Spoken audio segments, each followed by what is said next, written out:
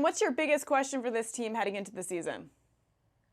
Well, I mean, for a while there, they looked like the bad news Bears last season. It was Timmy Lupus out there and Kelly Leak and those guys. So the Cardinals got Dexter Fowler. That means they moved Randall Grichuk to left field.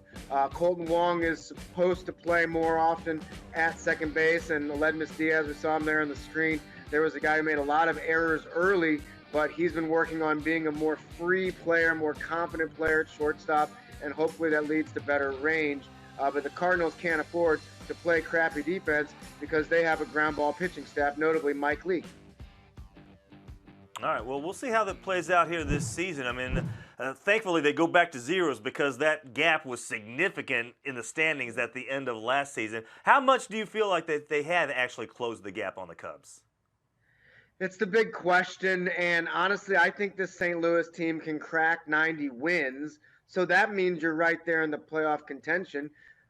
Does that mean they get to 95? I don't know, but does that mean the Cubs go to 95? I mean, it's going to be close is what I'm getting at, and I think St. Louis will be at least in the mix for the division come September. I don't know if they overtake Chicago, but the fact that they're probably going to get 90 wins, according to this reporter, means they'll probably be playing in October.